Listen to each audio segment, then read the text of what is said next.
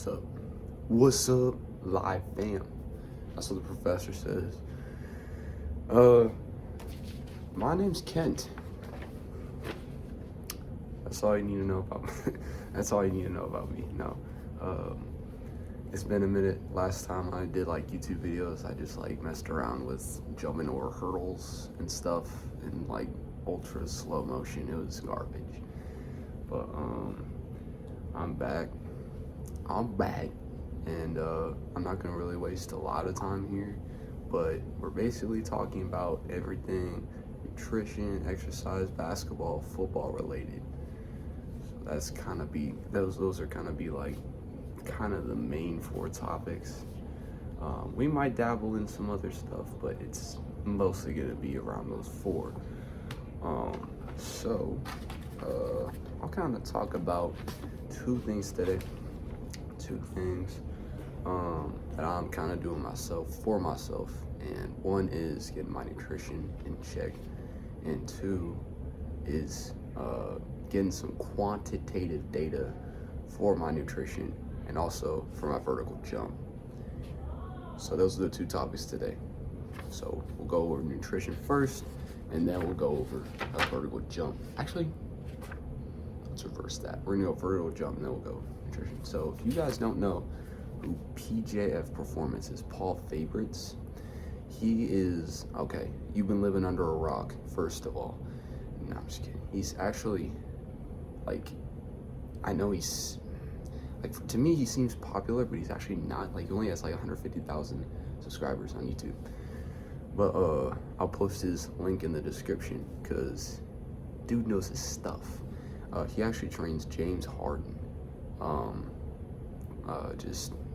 I don't know if he does like skills training. I think he does do skills training with him a little bit, but he just works on his athleticism. So I'll put his link in the description for you guys. Check him out. Big shout out to him. He knows his stuff, and he knows how to explain exercises very, very well and why they're relevant, which not a lot of people know how to do. Sometimes they like are smart, but they don't know how to convey their information, and he does that very well. So, but he has a vertical jump tracker. All this is it's literally this. It's a printout. It's really simple. You just have a chart here that kind of has your standing vertical jump. You know, day 1, week 2, week 3, week 4. All you do is just track it in inches. You just measure your standing reach, subtract the amount that you jumped from your standing reach. That gives you your vertical jump. It's not rocket science, it really isn't. But then you have your non-counter movement jump, which is just you sitting on a box and just jumping straight up from that. That's gonna measure your concentric strength, which is, if you think of eccentric as like the lowering phase of a movement or the contracting phase of a movement. Am I explaining that correctly? Yeah, not really. I'll kind of demonstrate, I guess. Let me move this a little bit. This is just a temporary studio. I might move it, but anyways, all a concentric, think of concentric if I'm thinking about a box jump here. All I'm doing for the concentric is I'm sitting here, my muscles are inactive. They're not moving at all, they're not flexing, nothing. And all of a sudden, boom, right? I contract those muscles, and that's just a part of the concentric. I'm not a scientist. I'm learning this stuff as I go, so I'm not like a master in it, but that's just kind of a basic headspace for it. And eccentric, hard to say, eccentric movement, eccentric portion to this movement would be the lowering phase. So I'm lowering down. That'd be the eccentric part. So what the non-counter movement jump measures is your concentric strength. So that'd be me sitting on a box and then just jumping straight up from that. So that's all that is. Then the 2-step vertical jump is just taking 2 steps, 2 strides, and then you're jumping as high as you possibly can. I think it's is it 2? Yeah, so it's a 2-footed jump. And then you got the tennis ball dunks, is what he has on here on this chart, which is just, you just measure how many times out of 5 that you can dunk a tennis ball. And then you can dunk a volleyball, dunk a women's basketball, all the way up to a men's basketball. So it's all about progressing from the tennis ball all the way up to men's basketball. So pretty cool measurements. I like how he understands like some people can't do certain things, and so there's always progressions. And I like how he includes that in a lot of his training. So that's what I'll be doing over the next couple weeks. I will be measuring my vertical jump, my non-counter movement jump, two-step vertical, tennis ball dunks, and all that stuff. And I'll be tracking it. I'm not like, I need to track more things so I can see numbers and facts, because if you see numbers and facts, and you know, let's say there's a day where you're like, oh man, I'm not really improving on my athleticism, you start to get a little discouraged. So that's what I'll be doing over the next couple weeks, up till 12 weeks. All right, so we'll be measuring a vertical jump, trying to get a little bit more bouncy. So that's the vertical jump. The second thing I'll go ahead and discuss is the nutritional video that I saw. So another thing about Paul Fabritz is he likes to intermingle with a lot of other trainers, which I think is genius, because if you're combining like brains together, two brains are better than one. It's just simple math, man. And he doesn't just combine with random people though. He combines with like top dudes, like a couple examples. Les Spellman, so he's like an NFL speed coach. He combined with him and formed what he calls the speed code, and so that's like a speed training program, so linear speed. Another example, he combined with a postural coach. I remember his exact name, but he combined, he's well-renowned and understands different things about posture, right? Correcting rounded shoulders, rib flare, anterior pelvic tilt, all that stuff. And so he combined with him and formed the durability code, which is another one of his programs. So he's not arrogant, and that's huge, because if you're not arrogant and you're humble, you're gonna get more done, because you can combine with other people and combine their ideas, take the gold nuggets, as it were, from their programs and combine it into one masterpiece. All right, anyways, so I'll go ahead and give you a couple of my notes that I took from his nutritional video.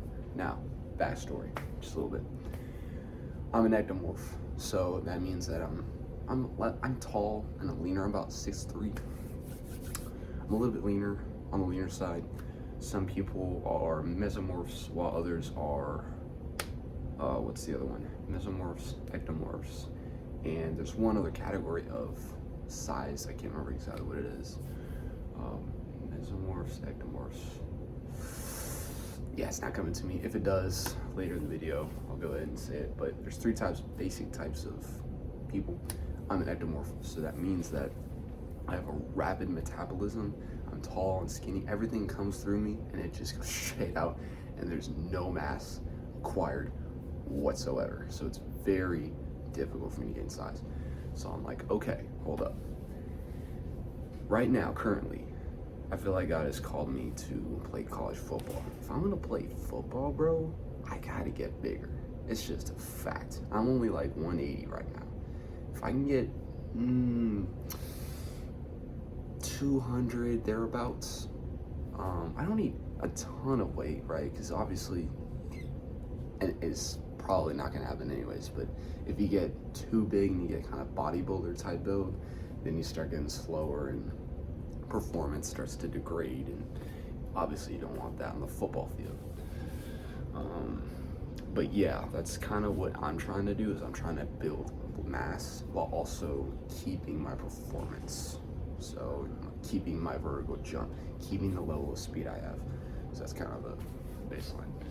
So I'll go ahead and go over a few notes that I got from the video.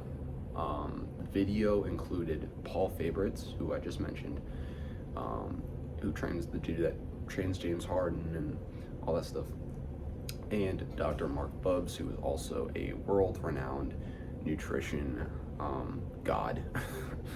He trains a Canadian, was it a Canadian football team? No, I think it was basketball. I think it was a Canadian basketball team. and he's basically the nutritionist over there. So he knows something about nutrition, obviously. So just to give you some credibility, so you guys you're not just taking my word, you're taking his words and also Paul Fabritz's words as well. A few things that I noted were, if I am not gaining as a hard gainer or ectomorph, if I'm not gaining 2.25 roughly, these are just rough estimates, 0.25 to 0.5 pounds per week, then I should probably increase the amount of carbohydrate and protein intake that I'm consuming. That's one note that I noted. But the other thing I noted, so they recommended that, Marc Bubbs recommended that you, I don't recall the exact math, I think it was, I'll post it in the description. Yeah, I'll post in the description all the math, because there's like different formulas that you can kind of get a general feel for how much protein, carbohydrates you should be taking as a hard gainer per day. And he had some calculations, so I'll put that in the description because it's easier to see it than for me to explain it. But I did the math, and according to him and his calculations, I should be getting 179.63 grams of protein per day and 571.55 grams of carbohydrates per day. So that's just rough estimates. And he also said, if you are feeling like if you're not gaining weight over the next couple weeks, increase that. If you are, and you're gaining a little too much, of course, scale it back as needed. Basically, this is the blueprint. You adjust it to who you are and adjust it to your specific needs. Another note, you can buy pomegranate or orange juice or fruit juice to acquire your carbohydrates, which of course it's easier to drink your carbohydrates than to eat it, just obvious. A lot of juices are kind of processed nowadays, so it's kind of unfortunate. You don't really get like the full natural, the natural stuff. You're not just getting the oranges, you're getting other stuff along with it. So that's kind of the downside of juices. That's just my opinion. But you can just eat fruit. Like, you don't necessarily have to have the juice, but if it's a more convenient option for you, maybe best for you. I mean, I don't know. Consider your situation and pick the best one for your specific type of situation. If you're going to drink juice, that's another note that I had. Drink it 10 to 15 minutes before your workout. Don't go too far behind. If you go like an hour before your workout, then you're just gonna have a crash. So there was that. Another note, eat a diversity of protein sources. Diversity of protein sources, like fish, we're talking poultry, we're talking, I'm not sure about red meat. I've heard mixed reviews about it. I'll do more reviews about it in the future and maybe make videos about it, but I personally eat salmon and shrimp. That's just been my go-to protein-wise. I eat sunflower oil. Nuts are also a favorite. So those are some protein sources, suggestions. If you're gonna eat chicken, make sure it's like, try to get it as unprocessed as possible, obviously. Antibiotic free, all that stuff. But I do eat chicken every now and then. But again, red meat, I've heard mixed stuff, so I'm gonna have to probably do a video about that in the future. It'd be an interesting topic. Is red meat legit, capsule, or factual? But anyways, next note. Yeah, step on the scale. Step on the scale, dude. See how much you're weighing. It's a very simple step to do. It's quantitative data. You can't deny it. That's what the number says. You can't say, oh, just, newbies, rookies. Quantitative data, it's numbers, facts. Qualitative, it's feelings, emotions, like how you feel today and all that. Another note. All right, yeah, and that's actually all the notes all the major stuff that I pulled out personally from that video.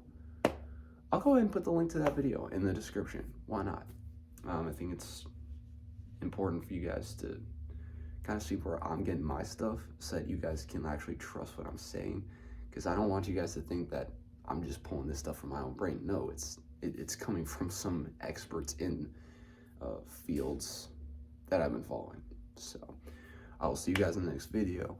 I hope you guys benefited from this. This is my first YouTube video in a while. I'm hoping I can actually like just keep producing content consistently.